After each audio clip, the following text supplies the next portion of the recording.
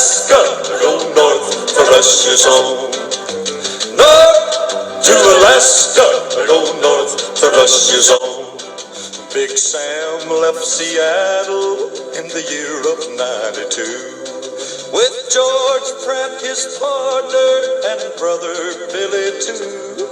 They crossed the Yukon River and found the Bonanza Gold below that old white mountain, just a little southeast of Nome. Sam crossed the majestic mountains to the valleys far below.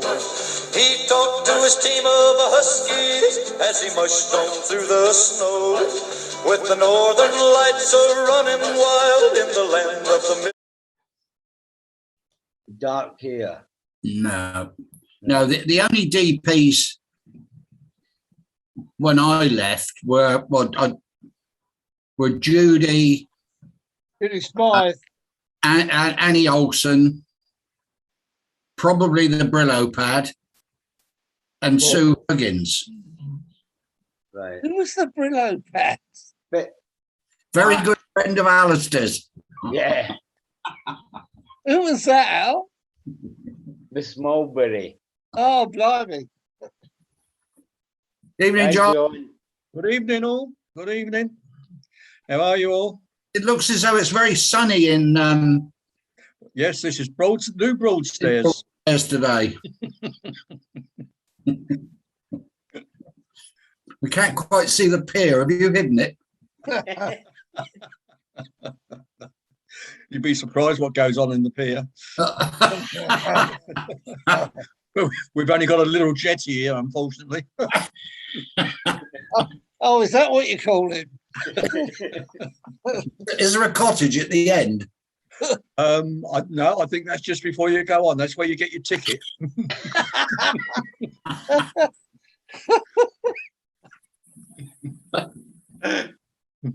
We got. And funny enough, Alistair, right at the where you go on, there's a little hut called the Scotchman. Oh, is it? With a Scotchman in a kilt, or a statue of a Scotchman in a kilt. I don't know what it's supposed to represent, but that's what's there. Oh. Maybe I should take a photograph and put it on as the background next time. Yeah. Is David off his ship? No, not till Tuesday. Oh, right. Oh, I thought he was coming off this week. Yeah, well, he is this week. The cruise finishes Monday, so he'll fly back Tuesday. Oh, I see. Yeah. And that he's not signing on for another trip. Well, my guess is that they're going to ask him, so we'll see how he reacts to that. And okay, so Blackpool Bob's having trouble getting in. Yeah. I'll have to see what we can do. Well, Alan Bacon was telling me that Polly had to go for his medical the other day. But Alan was talking to his stepfather. But something about he might be going to be made redundant.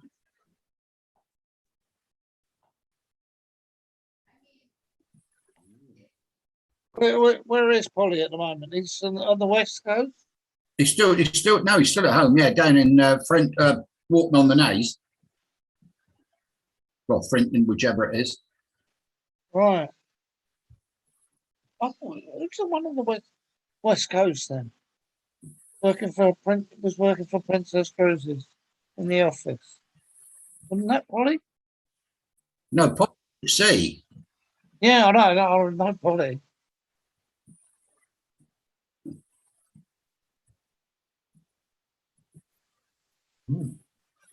I think I might have a bit of problem with my internet tonight. But you seem okay, Fruity. Yeah, it seems to be. It's Ollie. Evening all. Evening, Ollie. All right. Yeah, good. So what's been happening? No, it's very quiet tonight. Good, isn't it? Well, there's no Dave, is there? Well, it's not just Dave. We've got a few minutes in, Ollie. There's not been a lot happening this week, really. Well, there was a special birthday, wasn't there? Oh, yes, where is the birthday Oh, boy? yeah. Yeah, exactly. Yeah. Oh, right, yeah. Is he still getting over it? Well, He hasn't got locked in a cottage somewhere, has he? Might be that one down at Broadstairs. well, when I spoke to him on the day, he'd been invited round to some neighbours in the flats for breakfast and a little sort of soiree. Yeah, I believe he told me that when I phoned him. Yeah. Yeah. And I said, "What are you up to?" And he said, Mind it- your own business. "Was it Friday's birthday?" Yeah. He was on about going down to Weatherspoons for fish and chips. Very good. But I've not spoken to him since, so not really sure. No, I haven't spoken to him either, not since then. I phoned him on that afternoon, but I haven't heard anything since. I didn't realise he was 80. I thought he was only about 77, 78. Oh, I knew he was older than me, and I'm 79 in a couple of months' time. So I knew he was just a little bit older than me. So who's baking your cake then, John? I expect I'll have to do it myself. It always is a do it self job with me.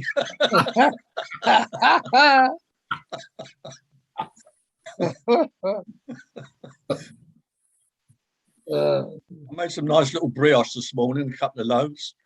Yeah, I saw the photographs. They were Oh, yeah, lovely. Yeah, they were actually. I had a couple of slices earlier on, and it was. I made a nice change from the regular loaves bread. Very good. Well, that's got the eats out the way. What we're going to talk about now? Here comes Taffy. Here's Taffy, he'll liven it up. Yeah.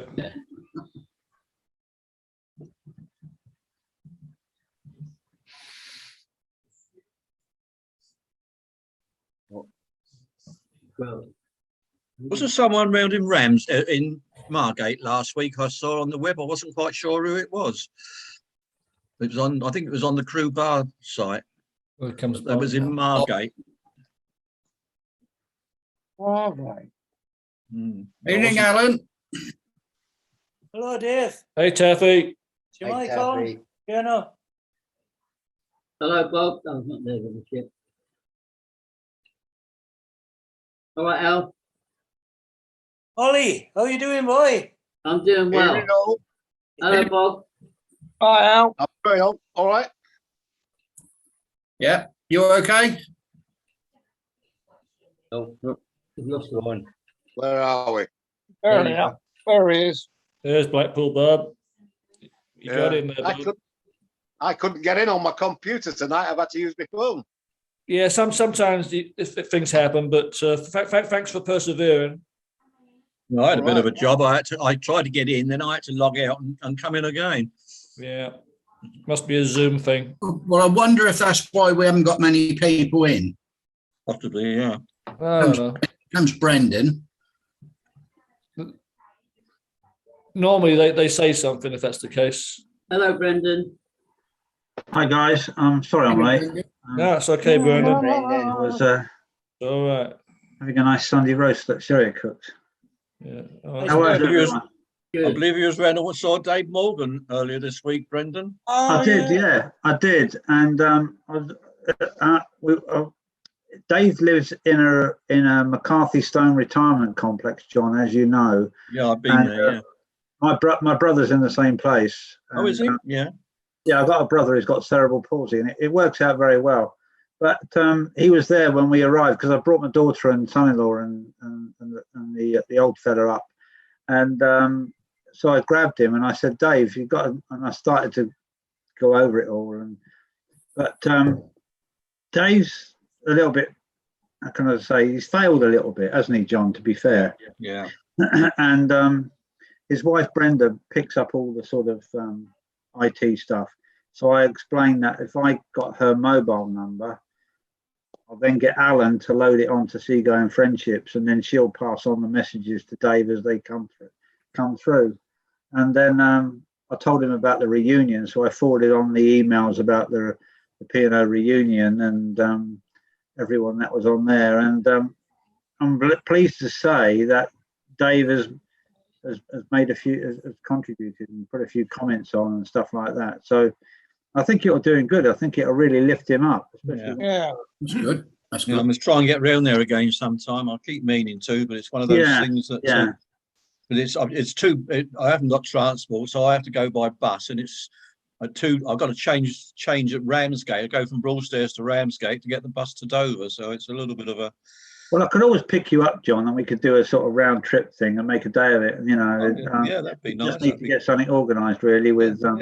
Yeah, with him. good idea. But- Yeah, He's an absolute legend. I mean, yeah. he was quite famous for his he'd have a session in the crew bar, and then he'd wander down into the alleyways, and everyone was afraid to open their cabin door, because once they opened it, Dave would be in there, and the drinking would continue until about 4 or 5 in the morning, and you'd have to turn to. And I remember when the Spirit of London first sailed, and we'd had a hard time for a few months anyway. Dave decides to put his tuxedo on and go up in the bars. I got absolutely paralytic. The next thing, Lou Menzies was the chef at the time. that's The right. next thing there was a call down to Lou Menzies. Could you come up and sort Dave Butcher, the chief butcher up? He's up here, and everybody's afraid to go and say anything to him. Well, that's right. He was a big lad, and he still is, you know. And, Lou went up there and had a take him drink on. with him and humoured him and got him back down again. But, he was the one that put all the sacks of potatoes outside Harry Bell's cabin. that's right, yeah. Because him and Harry Bell had a fallout, and Dave Morgan, might have been Jeff Toon, the storekeeper, they got all the Yeah. sacks of potatoes and they just stacked them right outside his cabin door. So when he opened his door, But he couldn't Which open his is door because it process, opened out. He didn't open in. His door opened out. He couldn't. I open can't the door. remember, but No, I that was, remember his that was the bellboy. thing. His door opened in. His door opened out. It didn't open in because with the potatoes there, he couldn't budge the door. That's right. Well, that was Dave Morgan, and Harry Bell phoned us up. The bellboys had to clear them away. Yeah, but You it know? overlaid, and that was the thing. It just so he was late for work, and it was obvious what had happened. The bellboys copped for it because he had to carry all the sacks of potatoes back down to the storage flat. Does anyone remember Dave Morgan's sidekick, Alan Wade. Alan Wade? Alan Wade, yes. Yeah. Yeah. He was a lovely guy. Yeah, yeah, He was a lovely guy. yeah. Yeah. Alan Wade. Was he the one that put the goat in TB's cabin on the Arcadia? Oh, I don't know think about he that one. They was. did the same to Willie Dempster on the Spirit of Here London. he is. Well, Yeah. birthday boy. The boss is in. Yeah. Evening, Phil. Evening. Good evening, dear. Phil. Are we all getting a slice of cake, Phil? Yeah. You got to come round here and get it. We'll get more than cake. We come round to you. Know what I mean? How many years young were you, Phil? Oh God, 80. Oh my God! Well done. You're looking good for 80, Phil. Congratulations. You're Bloody looking good, 80. mate. Looking Got there, good. mate. Well done. Yeah. Thank you. So you can still come round and get your cake. You were saying that 40 years ago, and we still never went round. I know. Never mind. You remember that One day. cake we made for your birthday on the? I think it was still Spirit of London, or it might have I been some remember the princess cake. There was an When, outrage uproar. when Spirit of Peter London. Love had just joined the ship, and he came Yeah. down to the back pantry on the Starlight. Was it no the International Lounge? And of course, we'd made this cake. Well, I suppose I'd made it really. It was a masterpiece, John. Did you ever get a photograph of it, Phil? Didn't get a photograph No. of it, no, because I think I it would don't be know. illegal In now. those days. Well, it was a nice round cheeky ass with a turd coming out of it. Oh, Charming. No, I don't think I did. I guess I'll edit that out. Yeah. Peter Love's going, oh, what's this one? You don't get much of a call for those sort of cakes now, John. Did he start singing the Hole in the Elephant's Bottom? That's right. Yeah, That's yeah, where he got Oh, the no, he would idea have from. yeah. Yeah. Oh, well, there you That go. was quite a legendary moment, well, quite a famous story, that one. The cake. Oh, yeah. Yeah. Never mind. Anyway, there we go. So we all had a slice of arse that night. Oh. Charming.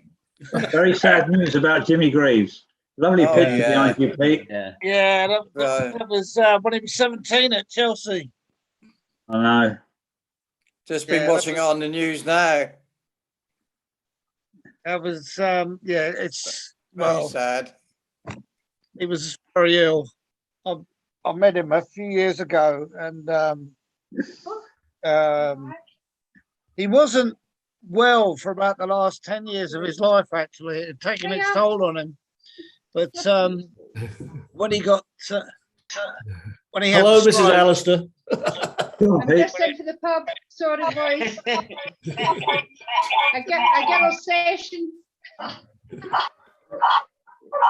Good evening, Alison.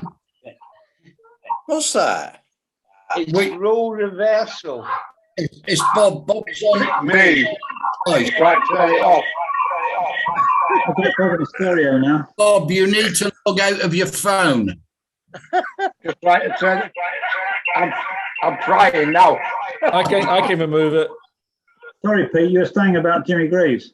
Yeah, and the stroke really hit him. He had a real. It I was got rid of it, really- Bob. He never recovered, and he was in a wheelchair most of the time, and it took him a long time to learn how to sort of even just talk again. So it's a bit of relief for him and his family. Yeah. As when he was okay, he was an absolute diamond fella. You know, he was so funny.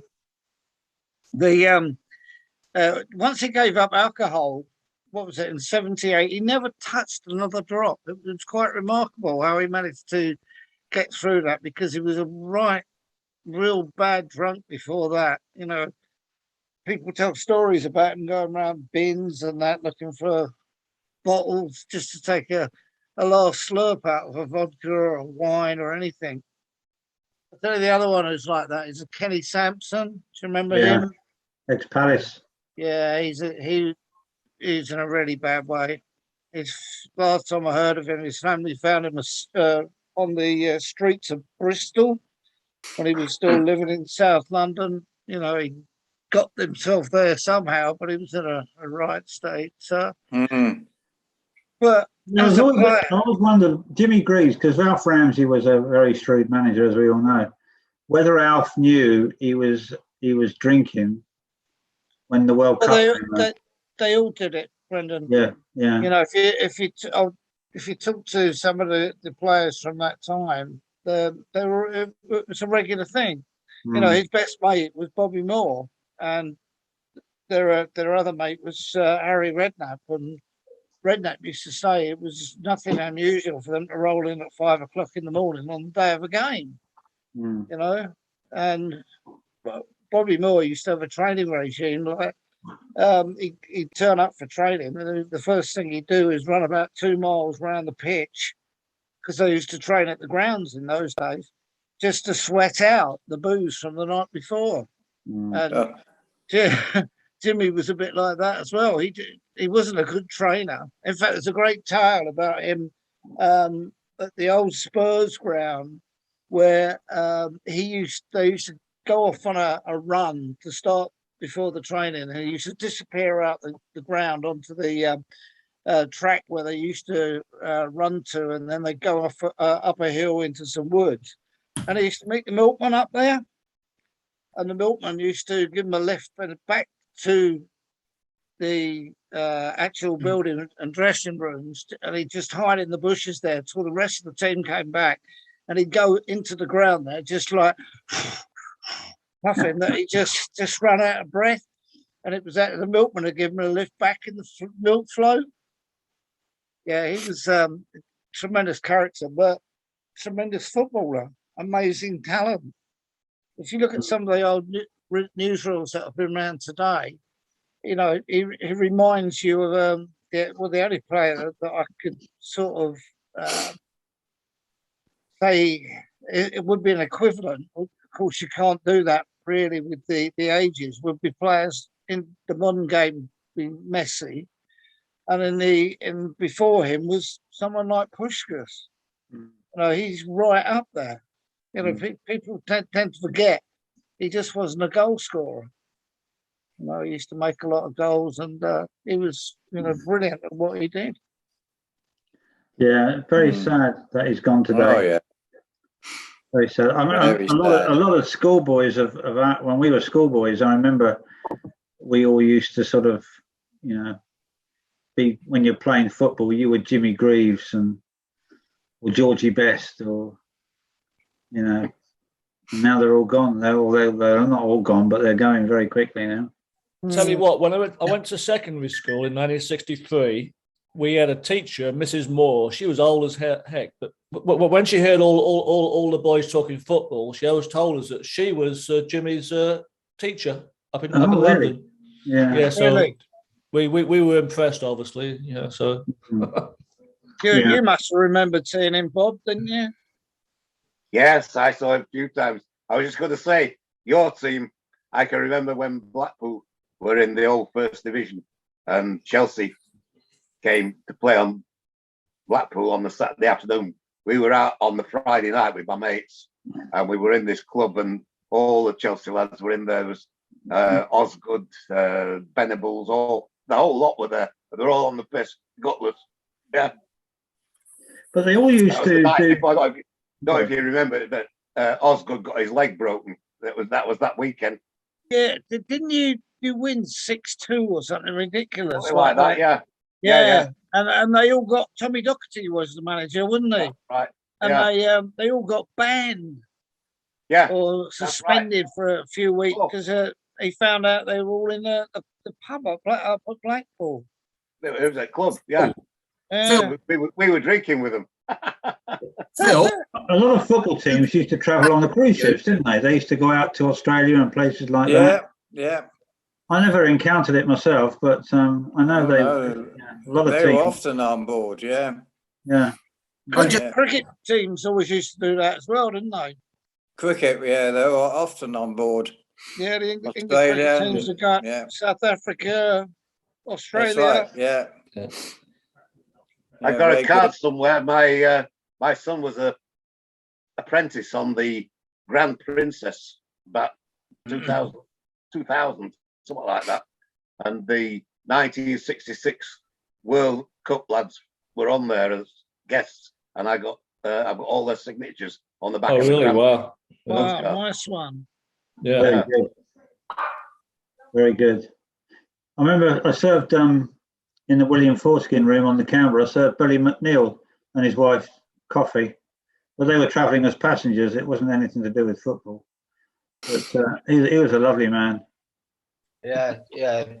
He did a couple of cruises on Canberra, Brendan. The Lions of Lisbon. Lisbon, that's it. Lisbon Lions. Lions.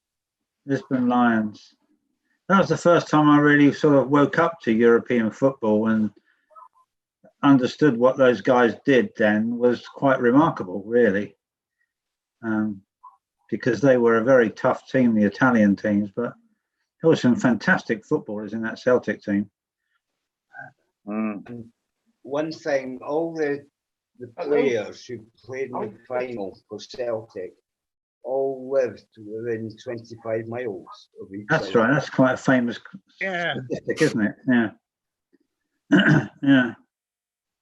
Anyway, how's the boy from the valleys today? He's all very quiet there. Are you back safely, Alan, from your recent trip? Yes, I'm a bit knackered, I think.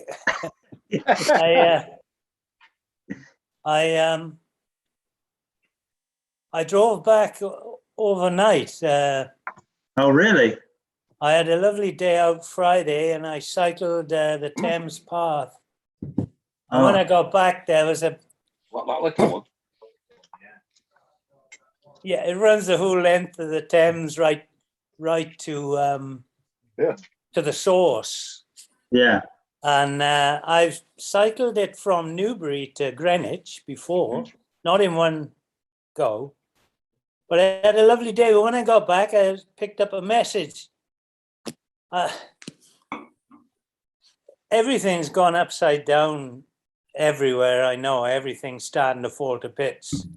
But it's a message that I was to have my flu jab Saturday morning at 9 o'clock. And I thought, what the fuck? They phoned me about 3 weeks ago and told me it was, they couldn't get the vials. Yeah.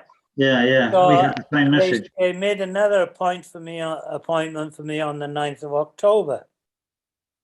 But I get thought it mine would be next Saturday. advantageous to get it because I want to get going on my European Adventure. You're not going to Europe, Taffy. It's all closed down again. Think about it. No, John, it's all open again. We're good. Yeah. I'll be back up within 3 weeks, I reckon, Brent. Or within a month, I'll be back up to Dover. I've been opening my door for breakfast. Probably Bobo. Yeah, thought it might. Bobo. So anyhow, I drove down overnight, and so it's knocked me out to sync, really. Right. Did you get any Calagas, Alan? Well, don't talk to him about Yes, Gallagher. I got it. Yes, I managed to get one. I had the last bottle on the site, and she said, "That's it now. We won't get any more." And so, but I still, if I'm going to set off on my European adventure, I need 2 full bottles.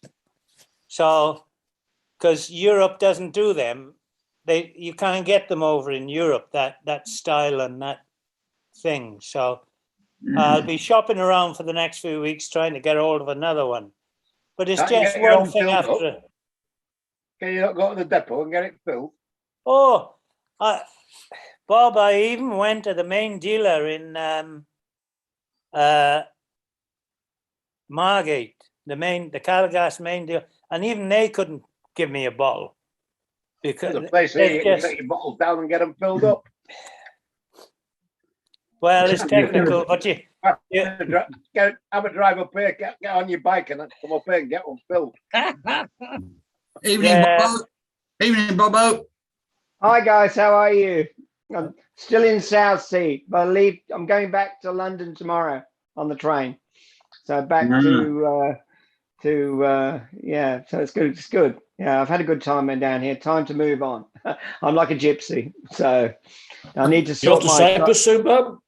I'm off to Cyprus on the 29th, so I want to sort out all this stupid PCR tests and all this paperwork. Yeah, so I leave tomorrow morning. Yeah, so I've had a good time. Yeah, it's been good. Comes Alice. How long are you going to Cyprus, Bobo? I'm going for 10 days. Okay. I'm meeting my sister's already out. Actually, funny enough, I just got a call from her. The weather in Cyprus is really nice at the moment. Yeah. So yeah. I'm just going for 10 days. And then Okay. after that, I'm off to Estonia. So there's a few places. Estonia. I'm trying to cram a few things because when I came to Sydney, I have very good friends in Estonia. This girl flew out with me when we left March last year, and I'm going to visit her and her family. So yeah, it's all good. So yeah, all good. Estonia.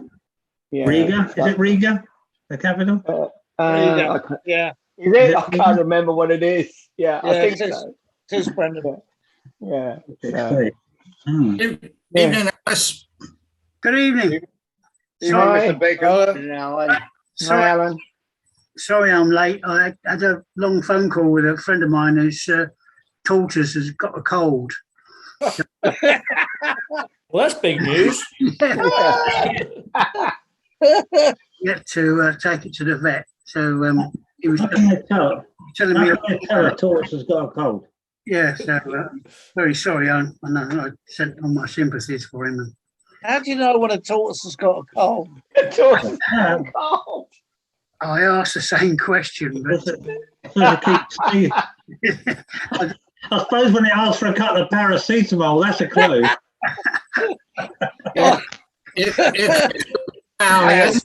Horses and victory rubbed in its shell. Hey, Yeah. Steve. Jalen's head. Yeah. I had a tortoise once. Good morning. It was coming out of hibernation and it wasn't moving about much. So I took it up the vets. I said, you know, can you just check the tortoise out for me? He said, it's been fucking dead 6 months. We had a tortoise. And we gave it some Viagra and it shagged a pasty.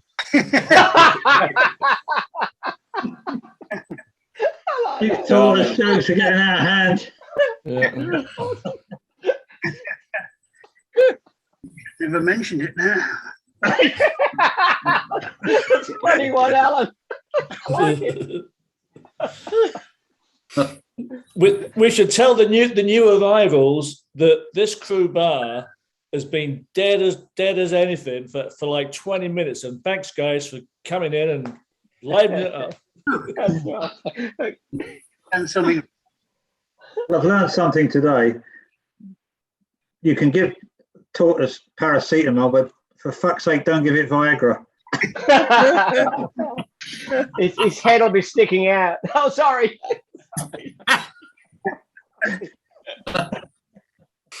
Dear, oh dear. I asked my doctor for Viagra. Here we go. And I said, I only want a small dose, a low dose. She says, well, why don't you have the full strength? And I says, well, I only want to stop it. When I go to the toilet, I just want to stop it dripping on my slippers. No. All right, let's move on. Yeah. And that natives are restless down in Oz again, aren't they, Steve? Been having trouble Yeah, in Melbourne and Sydney. Yeah, have been this week. Yeah, or this weekend anyway. Yeah, They've gone back into full lockdown, haven't they? yeah. We're still the restrictions are easing a little bit this weekend, or as of tomorrow, a little bit. But they think we'll be out of lockdown by mid-October. Sort of, we'll be at 80% second vax. So no, sorry, 70% second vax. So they'll sort of open up then. And Hopefully. hotel quarantine, what's happening there? Because that's the important thing I want to know. Yeah, but they're talking now, Bobo, about home quarantine. So That'll do me fine. they're going to start trialing it. Apparently, that they're going to start trialing the home quarantine. Because I'll come back with that. You should come back with that. Yeah, I think. Yeah. Everything's gearing towards about the 20th of October. I think 18th of October. So I've got a question for Bob. How the bloody hell you been paying your mortgage since you've been in England for 2 years, Bob? Oh, don't worry. There's ways of me. It's all sorts of things. Yeah. Don't worry. Don't ask me any questions. I hear the French are doing cheap submarine trips to Australia. Sorry? I hear the French are doing cheap submarine trips to Australia. Oh, yeah, absolutely. The French, they love Australia, don't they? Yeah. They love Australia. We're not the flavour of the month at the moment. No. No, don't go to France. If you're an Australian, you're in France. Yeah. Don't be surprised if you get a quiche Lorraine on your head. Yeah, you get more than that, I think. Yeah. Yeah.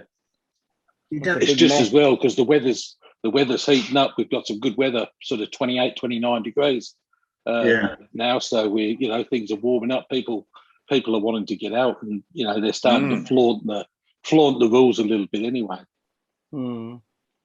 It's still very strict, Stephen. It's still very strict. It is. Yeah, it is. It's pretty strict. Yeah. I mean, you can't go outside your own area for work-wise. You can only stick in your own area if you're working, unless you're working from home. Right. So it's pretty strict. What sort of fines are they imposing? $5,000. Oh, really? If you're out, if you're outside your area of concern, your LGA. Yeah, it's pretty bad. My friend had COVID in Australia, and the police come round and they definitely check you to make sure that you're not in breach of the regulations. And they ring you up. They stand outside the door. They ask you to go to the window, and they've got a picture of you and everything. So they're really hot on that. Yeah. Yeah. So, Yeah. Well, mind you, we're only getting 100 cases a day, or 100 and 100 odd cases a day. I think Victoria are getting 1,000 cases a day. Victoria are getting about 500 cases a day. Am I thinking right? Am I right in thinking that they haven't rolled out the vaccines the same in Australia as we have here? Yeah, that's right. No, we were very slow off the mark. It was very slow, but they're getting there now. It's all sort of all systems go now. Everywhere you haven't got to go far now to be able to get a jab.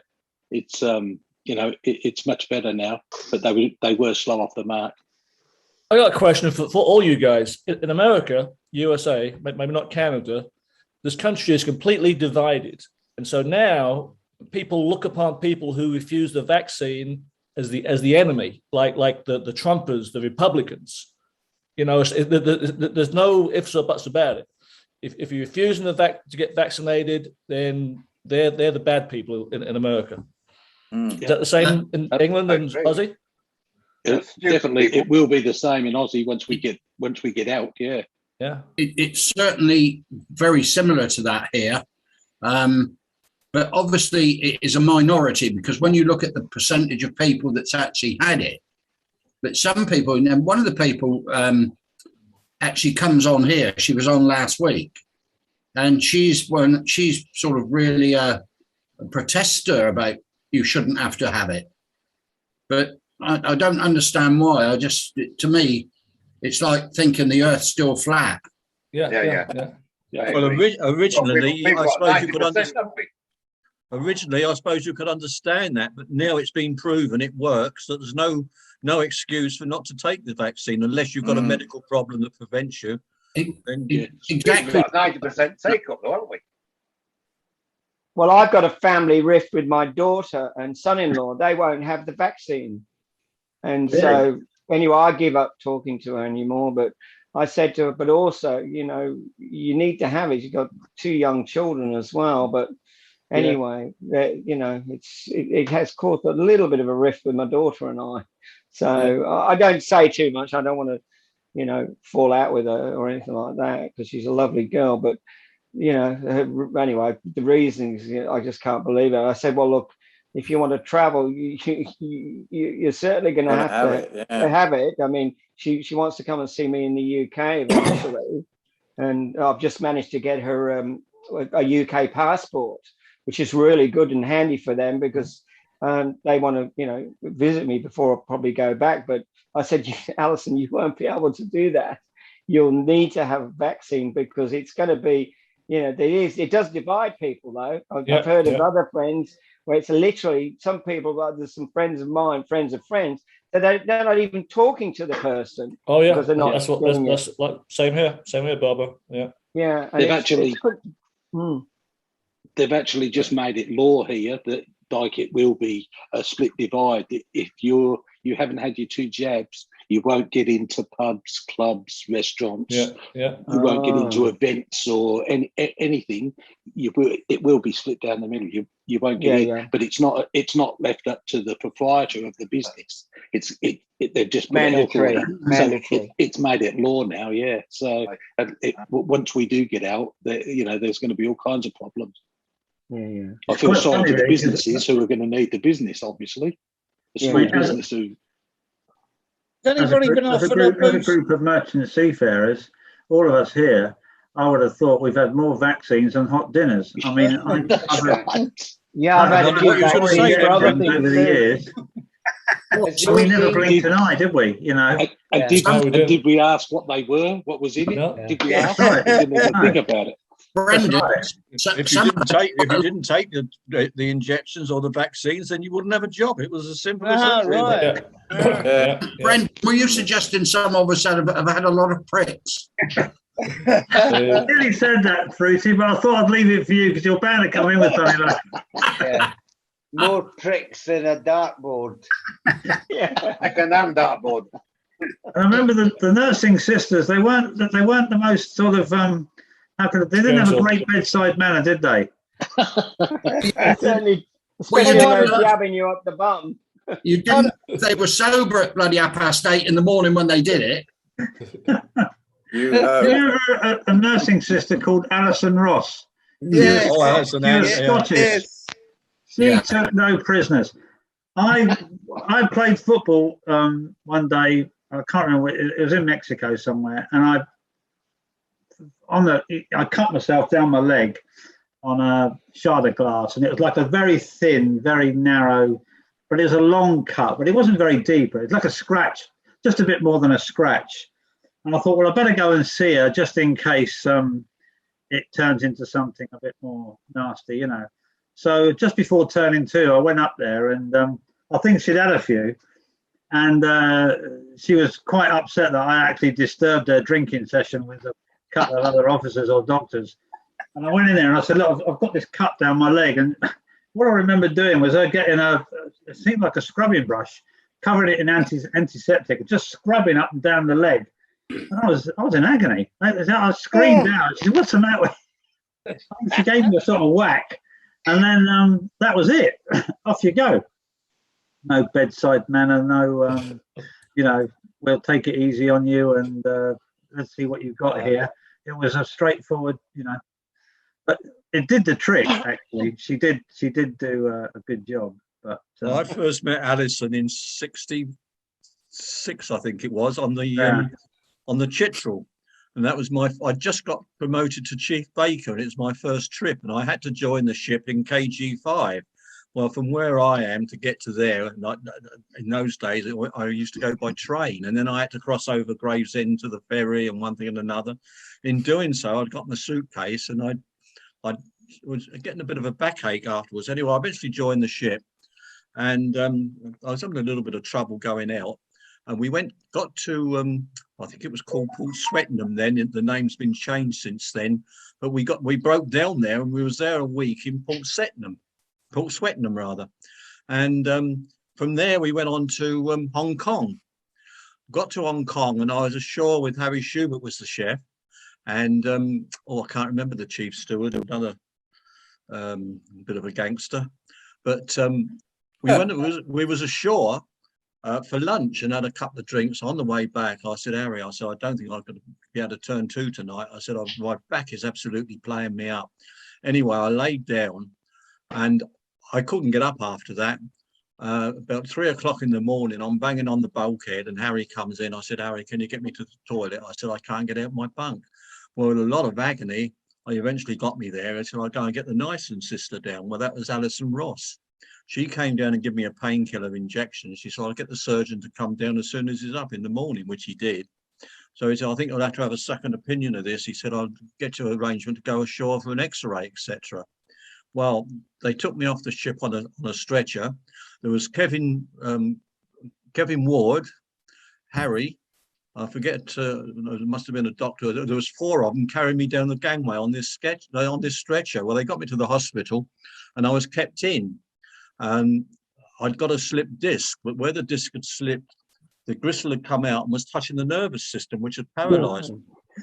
And anyway, they decided that I'd have to have an operation. Well, of course, the surgeon had to sign consent for me to have this operation, which I did, and found out afterwards that he nearly lost his job for signing it because the operation that I was going to have wasn't accepted in the UK. And there was only a 50-50 chance of recovery. Lucky enough, I was on the right 50% side. I was there for, I was in hospital there for 5 weeks. Well, of course, the communications then was not what it is today. And there was also a curfew going on in Hong Kong of a night with the communist uprising. I had a private room. I was on Hong Kong Island, and my room, a little balcony that overlooked the street. Well, the surgeon that did the operation, I should never forget his name. It was Dr. Fang, and yeah, and he'd been getting threats from the communists and all this nonsense. Anyway, he was told, but I was told that once I was well enough to fly, the company were going to fly me back to the UK. Now, after 5 weeks I was there, the agents who had been coming in to see me said, oh, the Aronzi's in today.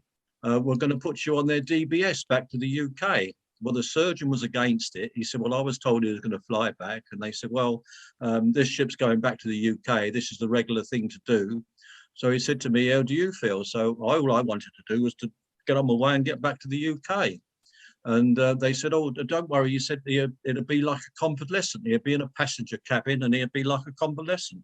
I arrived on board and the ship's cook had jumped ship. And I was put in the ship's cook's cabin in the top berth. Oh. Behind that was the dartboard to the crew mess. Oh no! Before I got home, I'd had a nervous breakdown, a complete breakdown. I'd gone to the surgeon and one thing and another, and he'd given me tablets and whatever. And it was so bad in this cabin. I mean, after a major surgery on my back, and I'm in a top bunk, can you believe? I mean, in those days, I just got promoted. I didn't know what my rights were or anything, not until afterwards. It was too late then. And I got back to the UK. In the meantime, I'd written home, I think, with the first port after Hong Kong to my mother and said, I expect you've heard that I'm on my way home on the Aronzi. So she phoned, I forget who the personnel captain, somebody or other in Beaufort House. And he said, no, he's still in Hong Kong. We're waiting to hear. We're going to fly him back as soon as he's well enough.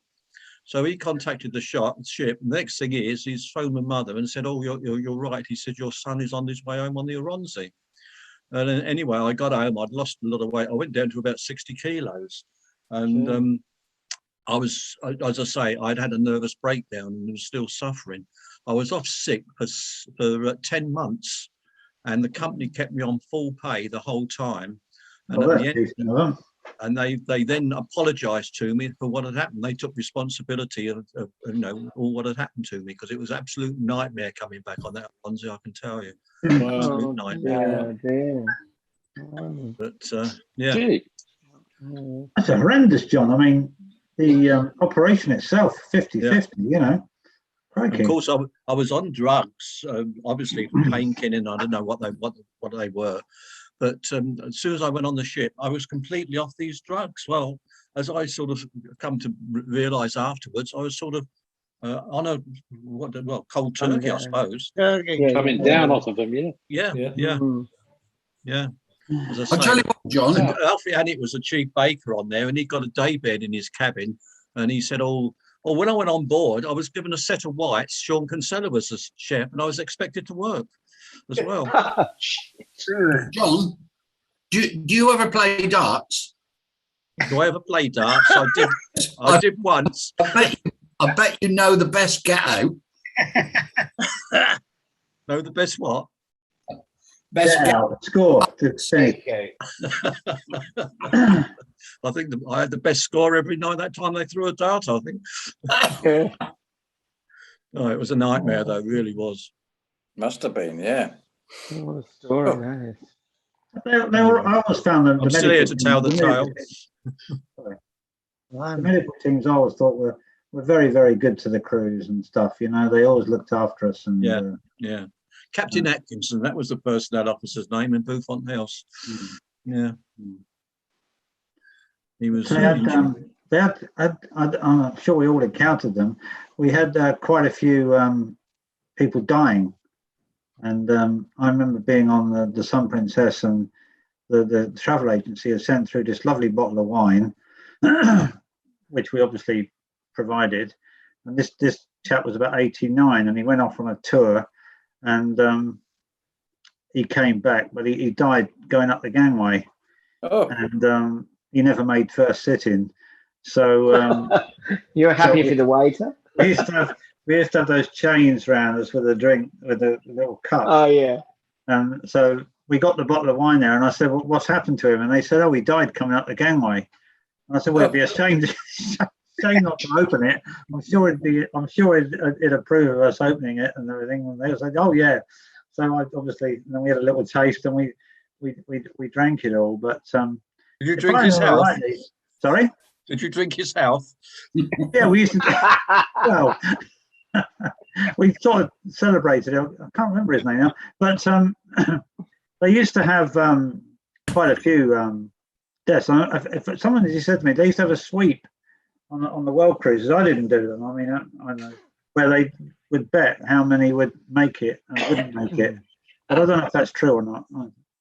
Stories. Probably.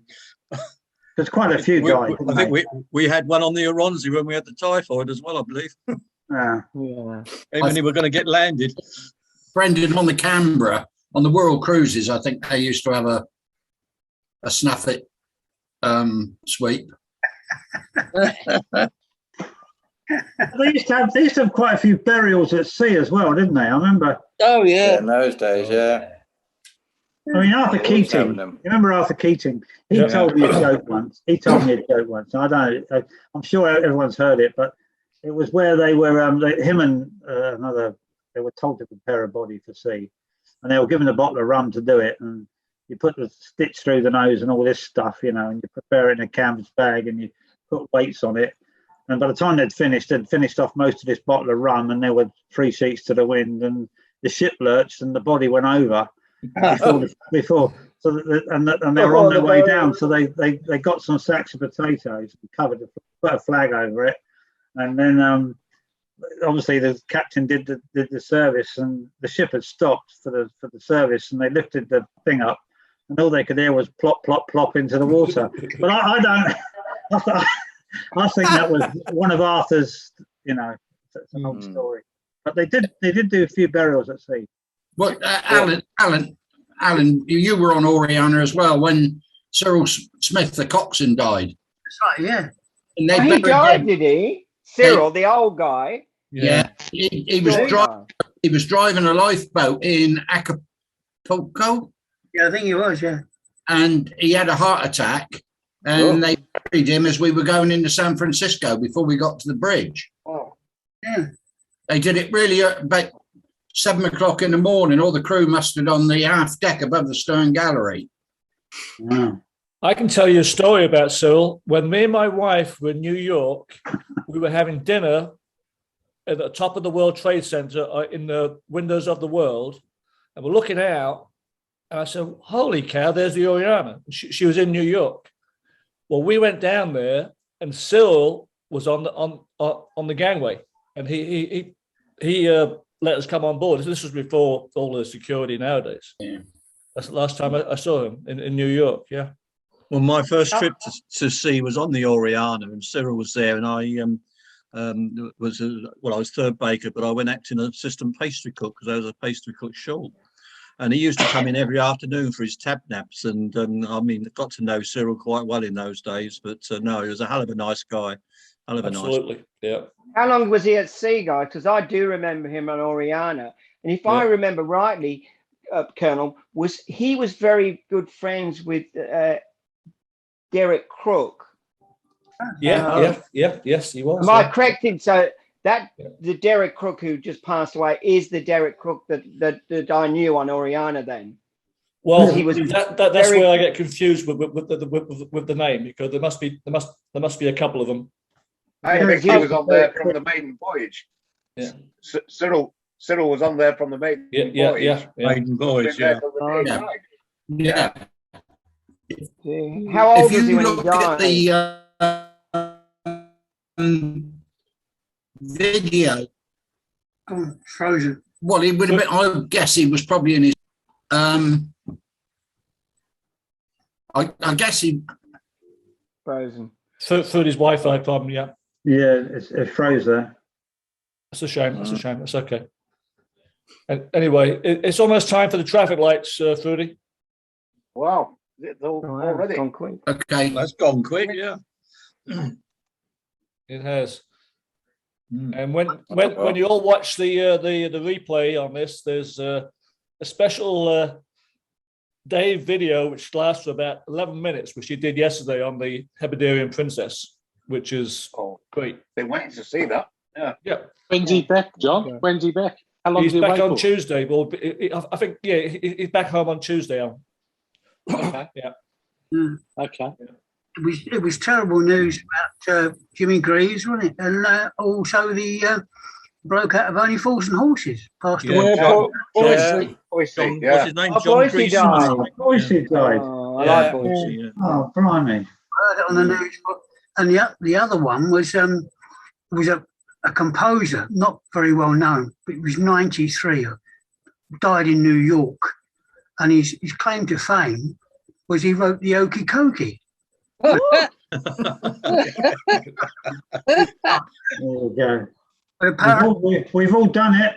I know, but apparently it took him 2 days to get to his coffin because they put his left leg in.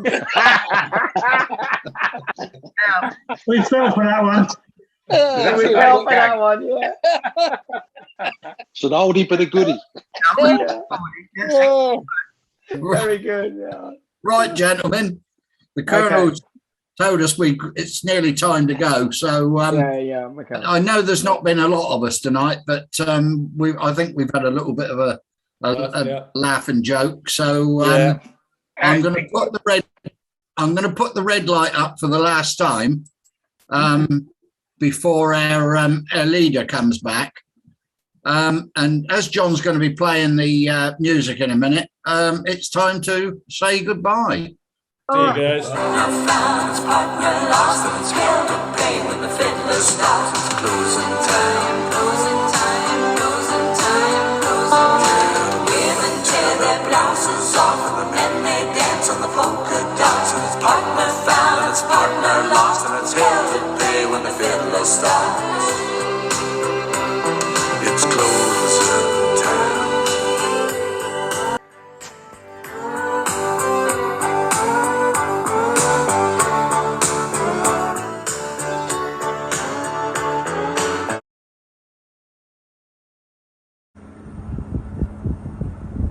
Good morning to all our members of the crew bar. This is Dave on Hebridean Princess, and we're here anchored off Inverary. And Inverary is the most inaccessible part of the UK. They come in by ferry boats. There are some cars on the mainland here, but you can't drive them up and over. They come over by ferry. So we're just moving around. I'm up on the bridge wing, and we're getting fantastic views here. And we'll just have a look inside the bridge while we're here. And it's all the original, all the original. So I'll just turn it round. There we are. It's the telegraph system. The old ding ding forward, ding ding back. And I know Taffy did a wonderful video recording when we were here in dry dock on the ship many years ago, but to see her actually in operation is wonderful. So we're just coming down the port side, and we have a couple of guests having a stretch of their legs. Around here. There's our speedboat. There's the speedboat. The Olver rib just coming in with the bosun.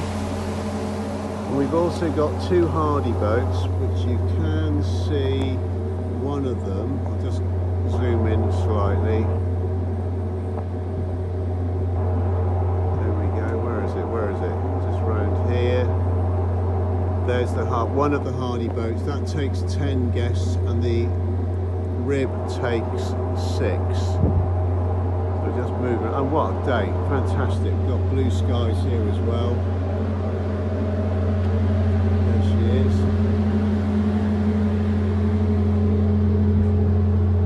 Coming round here. Got Leszek here and Billy. Billy, give us a wave. Got two of our able seamen here. There's Leszek as well, and we're up on the boat deck. This is where the guests will do their bit of sunbathing, breathe, and relaxing here. Thank you. And the speedboat. We just got the speedboat. Yep. Cheers. All right, crew bar. I will be back to the after end here, and we're going to go down the stairwell, and down below we've got on the sky deck. Just coming down here, we have our tables and chairs, which obviously we do use. We do have barbecue occasions, and we'll set up a barbecue, and they'll have a sort of pre-lunch nibbles before going in for their main lunch. And the bar on the good days will get absolutely loaded up with drinks, but we will bring them through from the lounge. We'll just go inside and I'll show you the lounge. Bye for now.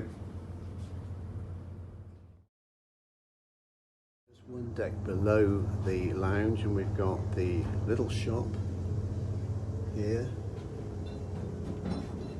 Very small little shop. And we've also got the reception desk here, and we've got the tannoy system just behind this bulkhead here. That's where we do our announcements for lunch and dinner. Oh, there's some of our previous guests there. Yeah, there they are, looking good, looking good. So we come on round, and we're just going to lead our way through into this. These are single berth cabins along here. And we're just going to lead our way into the Columba restaurant. You can actually see this is what she was like, Hebridean Princess, as the Calmac ferry, the Columba. And there were 3 ships. I think it was the Hebrides, and the other one will come to me in one moment. And just along here, this is when Hebridean Princess was first changed the name. And they've still got the side loading door here, and guests could drive on with their cars even for the cruises. And you can see here with a big open after end, when she got converted, she also then had extra cabins built on that area. So as you can see, there's less after end where the sky bar was. Looking over here, this is the Arran suite, but we're just only have a quick look in here. This is the lounge area of the Arran suite. Right, just coming back round, I'll just pop into the Columba restaurant, and all set up for lunch. That's the original ship's bell, Columba, and as you can see, we've got 2s, deuces, and there's a 4. Then there's the buffet section, and round here you've got the captain's table, and the one over in the middle there is where the chief engineer would dine as well for the hosted tables. And we're all set for lunch. Hello, crew bar once again. We're now down on the waterfront deck. There used to be the car deck as a ferry. There is John, our second officer. Give us a wave to the crew bar. There's John. Excellent. Looking around here, this was the car deck. Girls, give a wave and say hello to the crew bar. Hello! Hello, crew bar. Hello! Lovely. This is all the girls do all day. Just go out for boat rides, you know. That's it. These are our wonderful housekeeping team. Very, very good girls. Excellent. Good girls. Really good. This is our brass tag board system for the guests. So they take one each on their lanyard when they go ashore. So we know that we've got 5 guests on board at the moment. So we're moving round past the girls again, and another one. And oh, here's Mr. Reed. Mr. Reed, say hello to the crew bar. Hello crew bar. Hello crew bar. And Ian is my opposite. He's chief purser, but he's helping the galley this week. And here we are. This is all part of. Oh, we've got bikes here as well. And this is Callum, our second engineer. Well done, Callum. So we got bikes here as well. Small gymnasium. Very small gymnasium. And just looking round up through here into the forecastle. And this is where Thanks, Ian. Cheers. This is where those cradles are for the hardy boats when they come back. All right. I will say another farewell and hope you've enjoyed your tour of the Hebridean Princess. Bye for now. Enjoy the crew bar. Bye. Oh, hang on. Let me say goodbye. Here we go. Bye to you all. All right. Take care. Bye.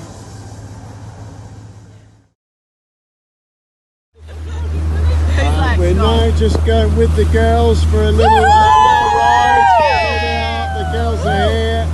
With Damien, our bosun. Damien, give away. There he is. Damien's our bosun, and there's little Sylvia. So we're in the boat now. This is the lovely Alba.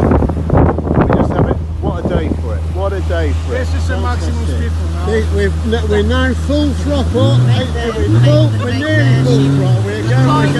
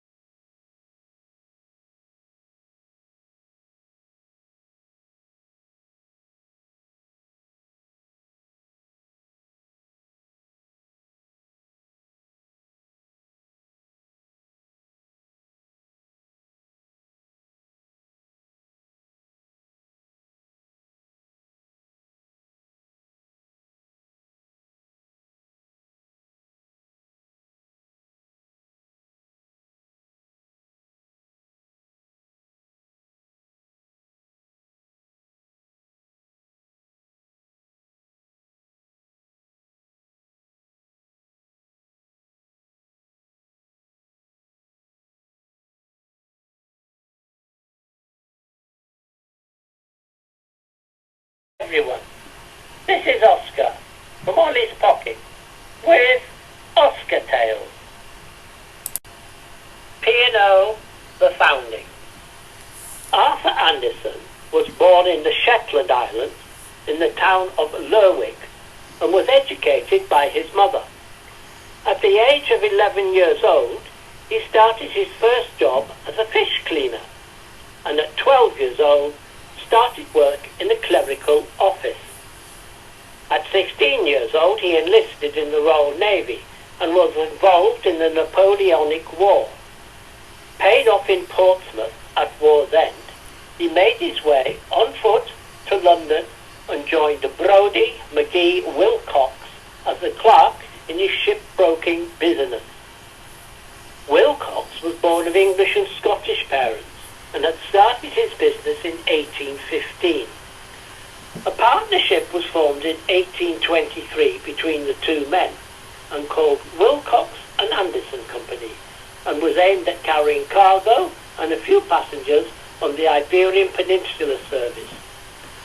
From the start, it was all to be done with steam power, and in this they were joined by Honorary Royal Navy Captain Richard Bourne and his Dublin partnership Royal Tar in 1834.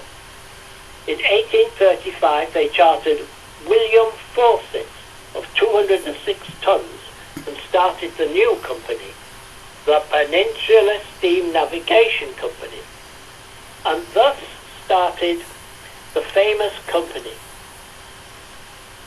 The 1830s, two civil wars on the Iberian Peninsula between the royal house of A, Spain and the insurrectionists, and B, Portugal and their insurrectionists, resulted in the company helping the royalist sides.